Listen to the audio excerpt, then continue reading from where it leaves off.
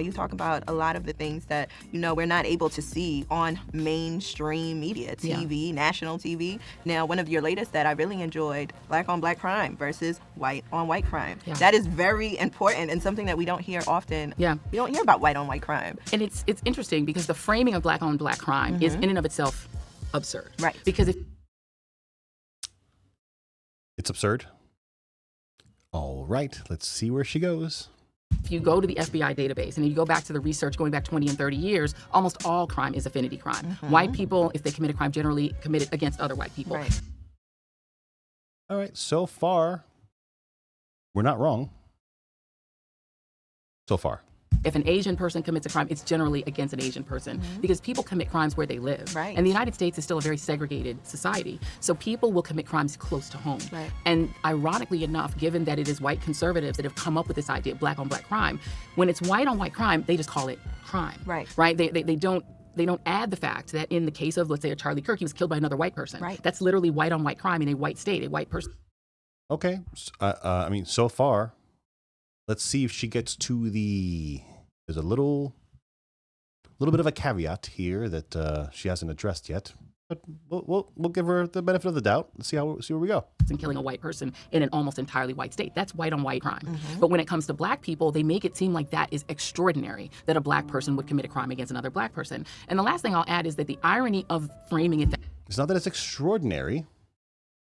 There's still something that she's kind of leaving out here. I don't know if she's going to get to it.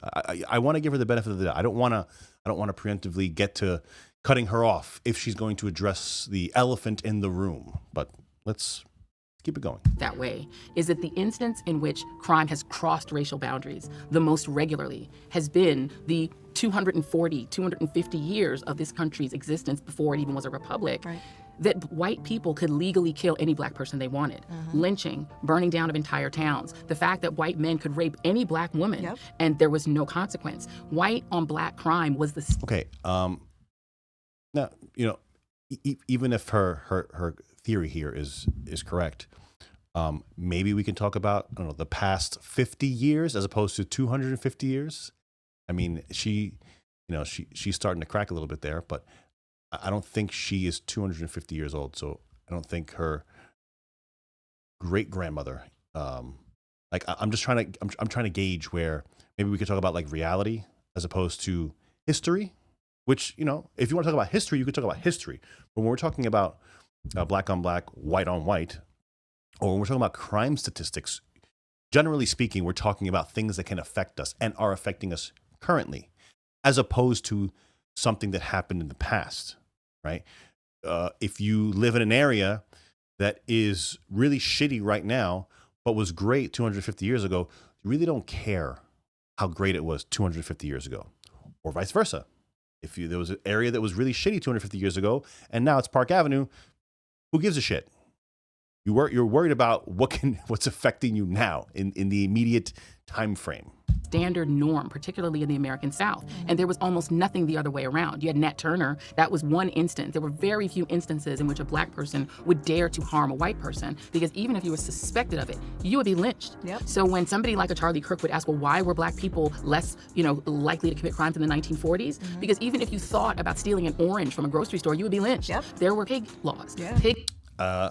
Okay, so what she's saying is now that Black people commit crimes because they don't fear punishment as much anymore. Is that what I'm deducing from this little statement here? I don't know how I feel about that, but we're still here. We're still here. This is really hard to watch. I watched the entire thing because that's what I have to do for shows like this. We're going to let her keep going. Pig laws meant that if a Black person who was starving and hungry went and stole a pig from a pig farm, they would be lynched. So of course you didn't have Black people committing crimes against white people. But white people were free to commit any crime up to and including murder against Black people up until the 1960s. Yeah. There were no Blacks on juries until 1968. There were no women on juries until the late 1960s. So if you were a white person who killed a Black person, you knew that your jury would be all white men. Yep. And Okay, so are we to believe that there were no white men that were convicted of murdering any Black person before? She's saying 68, before 1970. I kind of am going to call bullshit on that. I'll do a deep dive, but I'm going to say that's probably not the case. Now, granted, were the roles atrocious? I'm not going to deny that. I'm not going to deny that, that obviously, right after slavery, things were pretty shitty. But we're talking about 200 years ago. That it's been a little while.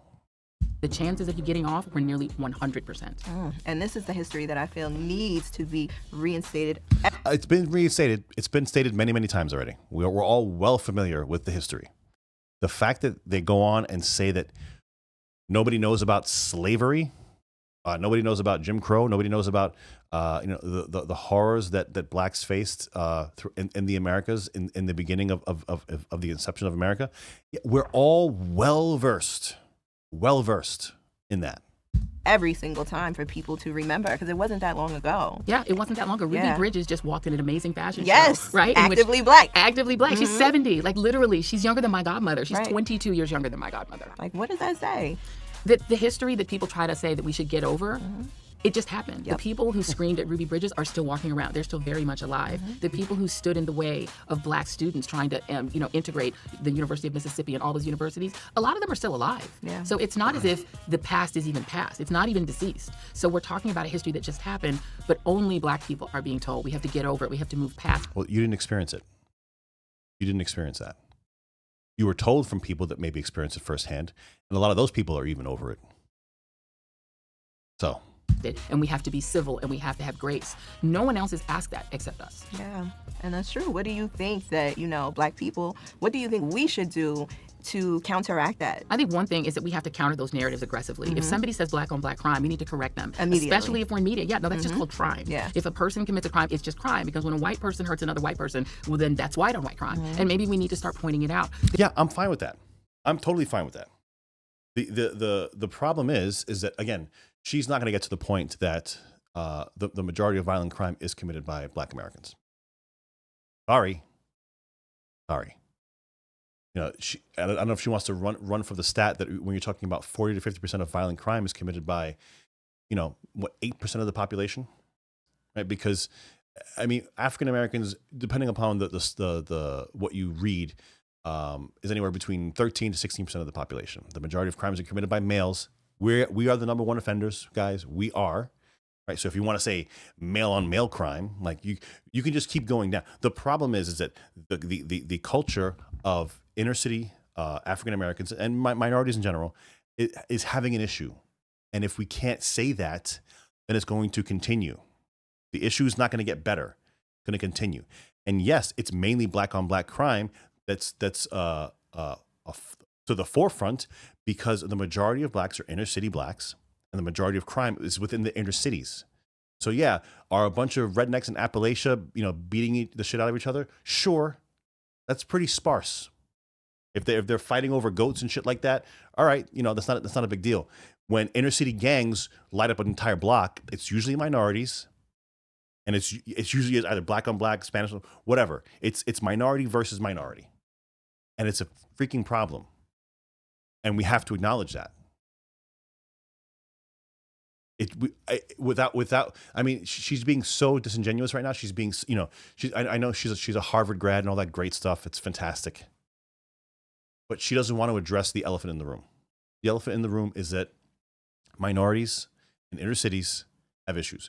Everybody in inner cities has issues. It just happens to be that, it's more so based on economic factors. Right, because the lower echelon of the economic rung in cities, like the ghettos, right? It's ghetto mentality. I know white people that live in the ghettos and have ghetto mentality. I know, plenty of Spanish, plenty of black, but it's primarily when you're focusing in on inner city ghetto mentality, you're going to have a higher disproportion of blacks and minorities. That's just a fact, and there are higher crime rates in that area. Disproportionately explode the amount of crime overall across the country. So if you can't get to that point, then you're going to keep excusing it. And if you're going to keep excusing it, it's never going to get better. It needs to be addressed. These bail reform laws, these, we had the raise the age law that happened in New York. You may be for it, you may be not. Basically, it doesn't allow anybody under the age of 18 to be prosecuted as an adult. All these juveniles are the ones committing the massive amount of crime within the cities. For the most part, unless you almost killed somebody, you don't go to prison, you don't go to jail awaiting trial in New York. That's another massive problem. You have people that are in the dozens and dozens and dozens of arrests and are still running around terrorizing the local residents. The majority of the people in these ghettos are just regular people going to work. There is a small subset of the population that is usually, either fatherless kids or kids with fathers that are just as bad as they are. And they're running around terrorizing people. And they're shooting up blocks. And they're just causing absolute mayhem. And this type of talk right here excuses it, and it reinforces it, and it promotes it, promulgates the problem. And she doesn't have to care because she's wealthy and she lives behind a gated community. She lives behind with maybe with a guard. I don't know. She's fine. She doesn't have to deal with the issues. I grew up there. I grew up dealing with the issues. I was physically there. She doesn't have to deal with it. Guys, if you're still here, please hit the subscribe button. I'm a small channel trying to grow. Let's finish this off right here. There's a pathology that's happening in this country that is not happening among black folks. We can deal with our own pathologies internally, but white America is in some sort of a crisis. Yeah. There's an active increase in mass shootings, almost entirely by white men between the ages of 18 and 49. Absolute falsehood. The majority of mass shootings are inner city gangs. If you want to point out and say that the majority of random, school shootings happen by Caucasians, okay. What I want you to do for me, right, as a group, go ahead and look up how many school shootings, the murder rate year over year in school shootings. Take that murder rate and juxtapose it to gang violence in cities, and see the disproportionate numbers. See what you come up with, and tell me which one we'd be better off with if we could solve it immediately. If we could solve it immediately and get the most like bang for your buck is a bad way to say it, but which one would we be better off solving? School shootings can be solved very easily. You freaking just put guards up there and lock down the schools. Make it safe. You could do it with churches. You could do it with synagogues. Synagogues in New York City are like fortresses. You could do it with airports. You do it with all these other things. Secure the schools. You have tons of money to go every which way. Secure the schools, problem solved. That's it. Your problem is literally solved. Once you put adequate security within schools. I'm sure the public at large will have no issue with spending a little bit of cash, spending a little bit of shekels, a little bit of green. Some of these tax dollars that we know are just going absolute shit, and invest in security for schools. I don't think anyone will have an issue with that. I mean, leftists would say we don't want guns in schools. Well, you're going to have them anyway. So you might as well have a good guy with a gun there. You might as well lock these things down. Have the door locks in place. Have security precautions. Why is that such an issue? Tell you what, we can't solve right away: gang violence in the cities. I'll tell you what the majority of gang violence in the cities is. It's black and minorities. There's definitely some whites in there, 100%. But again, it's based more on a socioeconomic breakdown.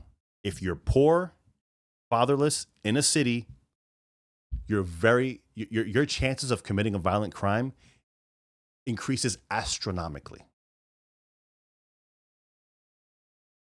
And this stuff really pisses me off because I grew up in a place like that.